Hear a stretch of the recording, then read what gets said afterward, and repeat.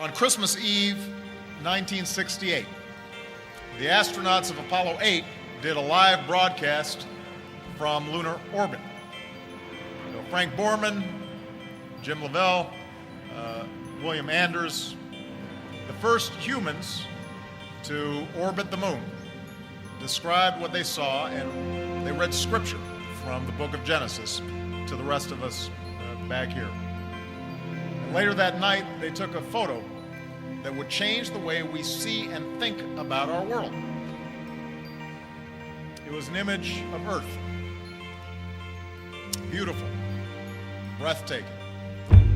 Glowing marble of blue oceans, and green forests, and brown mountains, brushed with white clouds, rising over the surface of the moon.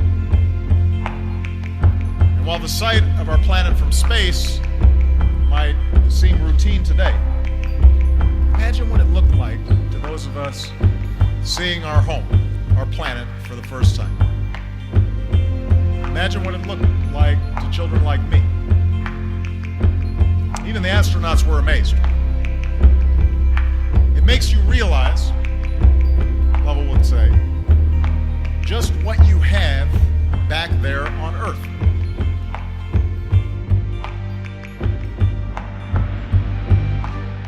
Storms are always temporary. There's just no such thing as a storm that lasts forever. But the key to getting through that is being able to take action based on the situation and not based on some plan. Because whatever plan you came up with last year, last month, last week, even that day, the plan's outdated as soon as it's finished in an environment that's always evolving. So you've got to focus much more on executing rather than sticking to some plan.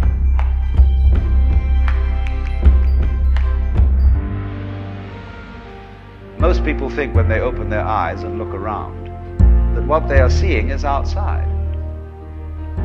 It seems, doesn't it, that you are behind your eyes, and that behind the eyes there is a blank.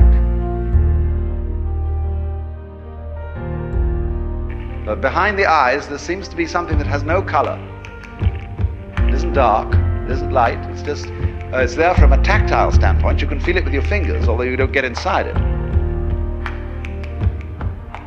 But what is that behind your eyes, you see? Well, actually, when you look out there and see all these people and things sitting around, that's how it feels inside your head. It's what you're experiencing. What you see out here is a neurological experience. Now, if that hits you, and you feel sensuously that that's so, you may think that then therefore the external world is all inside my skull. But you've got to correct that with the thought that your skull is also in the external world.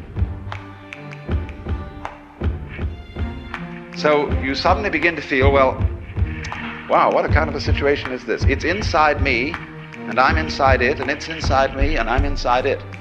But that's the way it is. This is what you could call transaction, rather than interaction, between the individual and the world. So the relationship between the organism and the environment is transactional. The environment grows the organism, and in turn the organism creates the environment. The organism turns the sun into light, but it requires there to be an environment containing a sun for there to be an organism at all.